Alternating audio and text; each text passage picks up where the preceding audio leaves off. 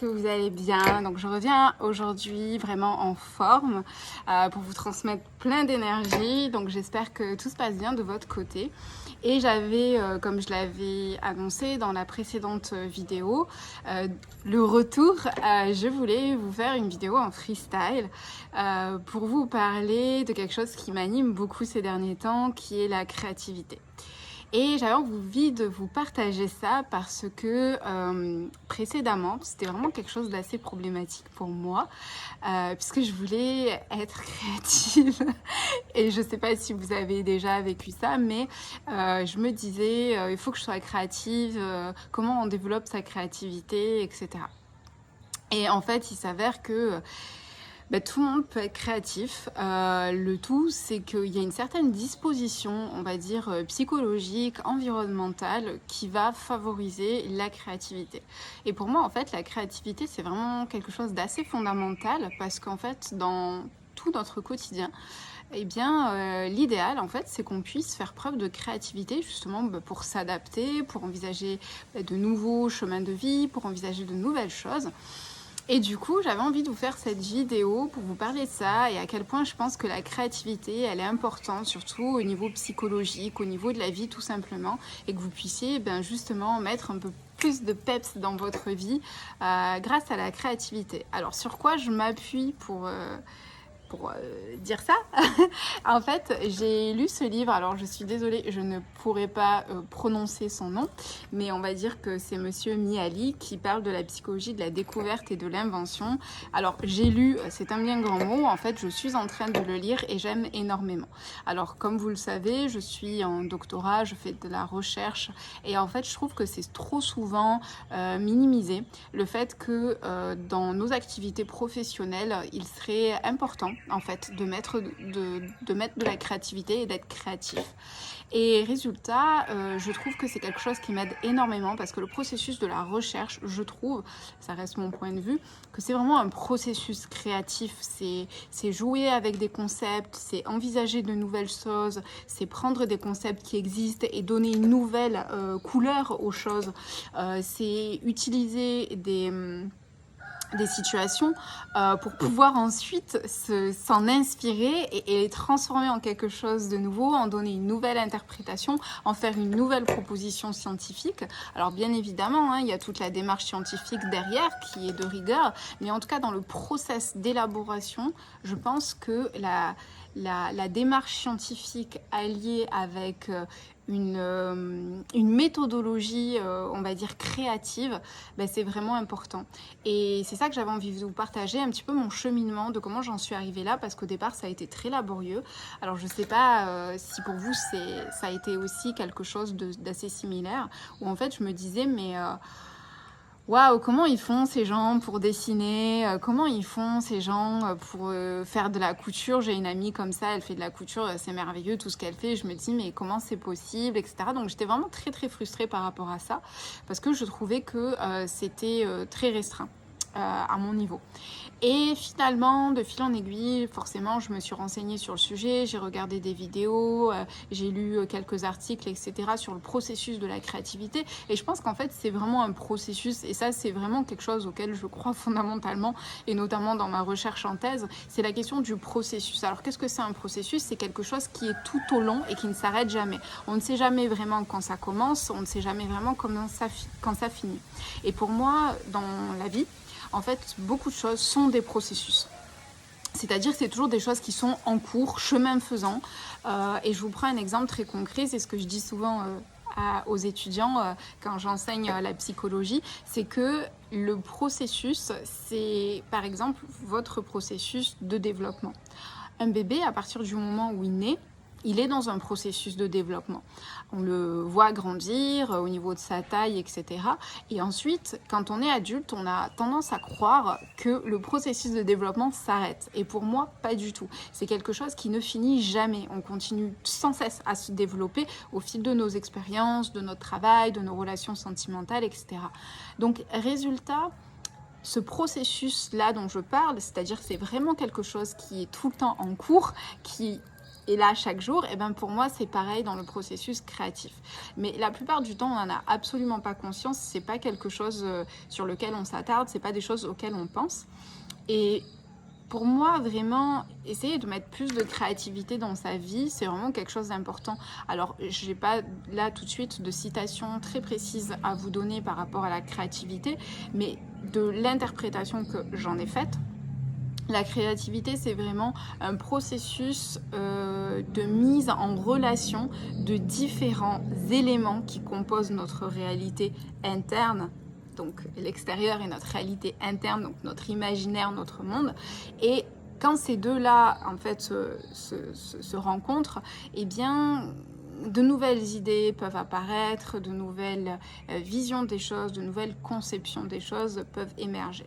Mais pour ça, en fait, il faut être dans cette démarche-là, d'être attentif en fait à ce qui se passe et de s'interroger et de se demander est-ce que là il y aurait quelque chose de créatif. Par exemple, vous voyez, de manière très pragmatique, maintenant quand je rencontre des problèmes, et ça c'est d'ailleurs une citation de Einstein qui disait qu'un problème ne peut pas être résolu au même niveau de conscience qu'il a créé. Donc ça veut dire qu'il faut à un moment donné dépasser le problème avec d'autres outils que ce qu'on a là.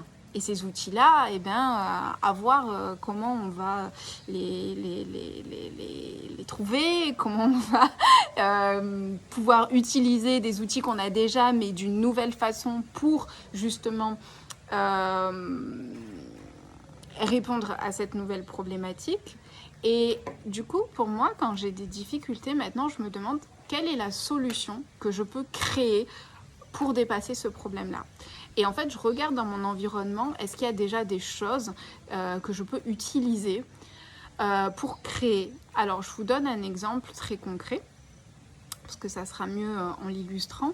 C'est la dernière fois, voilà, j'avais un problème dans la rédaction d'un article. Et en fait, je me pose et je me dis, c'est quoi le problème? Et en fait, le problème, c'est que je n'arrivais pas à exprimer ma pensée. Bon, du coup, je pose clairement le problème en une phrase. Voilà, mon problème, c'est que je n'arrive pas à exprimer ma pensée. Bon, voilà, c'est dit, c'est fait, on en est là. Et le tout est de savoir comment je vais dépasser ce problème. Et je trouve que ça devient tellement plus intéressant et plus marrant de se dire quelle est la solution que je peux créer pour dépasser ce problème-là. Et en fait, ça devient comme un jeu au final. Et d'ailleurs, je ne sais plus où est-ce que j'avais eu cette information-là, mais il y avait une personne que j'avais lue ou entendue qui demandait mais qu'est-ce que c'est un problème en fait? Un problème, si je le résume avec mes mots bien sûr et ma perception, c'est un obstacle. C'est quelque chose pour lequel en fait on n'a pas tout de suite là maintenant d'issue et qu'en fait on va devoir la trouver. Et finalement quand on arrive à ça, alors bien évidemment hein, mes propos nécessitent nuance, ça dépend dans quel contexte, si on est dans quelque chose de très clinique, etc. C'est d'autres choses. Là je parle vraiment de quelque chose de très pragmatique, du quotidien qui peut vous aider vraiment de manière très simple. Je ne rentre pas dans des grandes complexités. Et l'idée c'est-à-dire que vous avez un problème, donc là moi mon problème c'est je n'arrive pas à exprimer cette pensée. Ok. Alors, comment je dépasse ça? Qu'est-ce que je connais dans ma tête? Qu'est-ce que j'ai déjà entendu? Qu'est-ce que j'ai déjà vu? Des gens, ou lu, des gens qui arrivaient à dépasser ce problème-là. Et en fait, j'ai lu sur ça, sur l'apprentissage, etc., ou pour la capacité à s'exprimer, qu'il est recommandé souvent d'en parler. De parler de notre idée, de parler de ce qu'on veut dire avec d'autres mots. On peut en parler à un ami, on peut s'enregistrer. Donc, du coup, on peut utiliser l'outil caméra, on peut utiliser l'outil audio, donc enregistrer sa voix. On peut utiliser son ami, entre guillemets, utiliser pour qu'il puisse nous prêter main forte et surtout prêter oreille à ce qu'on dit et potentiellement le reformuler. Et vous voyez, en fait, quand on fait les différents outils, les différentes connaissances qu'on a, on voit déjà qu'il y a des solutions. Et en fait, ce qui s'est passé, c'est que mon problème, c'était que je n'arrivais pas à exprimer ma pensée. je me suis dit, ok, je peux utiliser cet outil-là de la caméra, je peux utiliser le fait d'en parler à un ami, je peux utiliser le fait d'écrire tout simplement tout ce qui me vient et faire un brainstorming.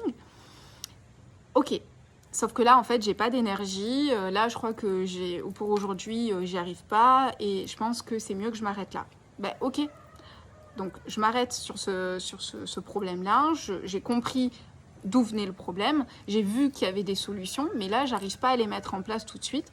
Donc, ce qui fait que je vais y revenir demain ou après-demain à tête reposée. Avec de nouvelles perspectives. Parce que je ne sais pas si vous le savez, mais le sommeil permet de réduire les micro-traumatismes.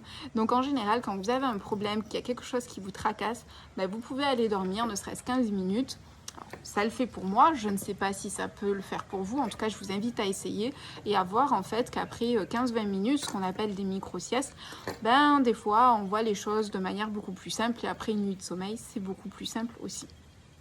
Donc voilà, je vous recommande vraiment ce livre donc de Mihaly. De toute façon, c'est vraiment lui qui parle de la question du flow. Je n'ai pas eu encore l'occasion de lire à ce sujet-là, mais en tout cas, ça m'intéresse et je crois avoir compris en tout cas ce qu'il amène. Dans ce livre que je viens de vous présenter, en fait, il est vraiment top ce livre, j'aime beaucoup parce que bien sûr c'est une recherche scientifique qu'il fait mais basée sur des entretiens et en fait il va à la rencontre des personnes les plus éminentes dans leur domaine en fait parce que c'est pas que des scientifiques quoique j'ai un doute à vérifier. Il me semble en tout cas qu'il y a des chercheurs et il y a d'autres personnes. Et c'est très intéressant parce qu'il relate en fait la recherche et surtout il relate comment les personnes, elles expliquent leur processus de création et comment en fait elles procèdent. Et c'est là qu'on voit que en fait c'est vraiment un processus où des fois c'est compliqué, il y a des obstacles, il y a de la tension et ça rassure en fait quand on lit ça de se dire mais en fait c'est tout à fait normal ce qui se passe et ça ne veut pas dire qu'on n'avance pas. Ça veut dire aussi que le processus de création, il y a des tensions. Et en général, il y a quelque chose qui va faire obstacle. Et c'est par ce qui a obstacle qu'on va pouvoir avoir des idées créatives et imaginatives. Mais il explique vraiment de manière beaucoup plus globale en disant notamment qu'il y a 3 aspects dans la créativité. Il y a le fait qu'il ne suffit pas juste d'avoir une bonne idée. Ça ne suffit pas. Ensuite, il faut aussi que cette idée-là, elle soit assise sur les compétences d'un domaine particulier, donc il faut connaître déjà les bases de ce domaine.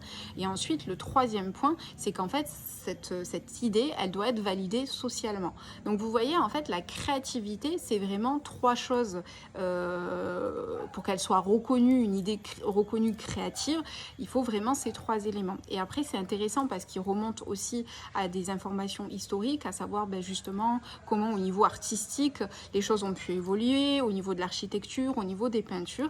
Donc voilà, si vous êtes intéressé par la créativité, je vous recommande vraiment ce livre. J'espère que cette petite vidéo vous a plu. C'était du freestyle, c'était vraiment une envie de vous partager ça en espérant que ça vous aide. Je vous ai donné un petit exemple à petite échelle pour vous illustrer de comment en fait cet aspect créatif peut être intégré dans votre quotidien. Et j'espère surtout que cette vidéo vous aura plu, qu'elle vous aura semblé enrichissante.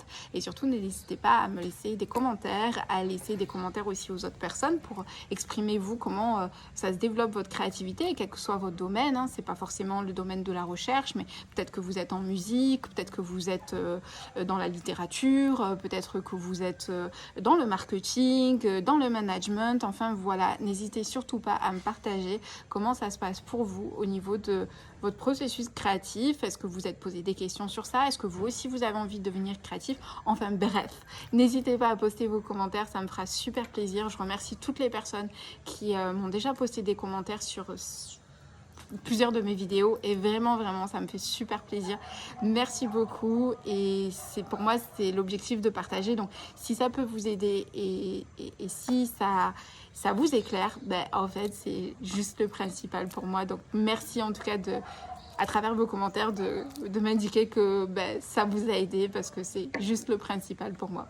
Je vous souhaite une bonne continuation, surtout plein de créativité, surtout ayez plein d'idées, osez et je vous dis à très bientôt. Bye.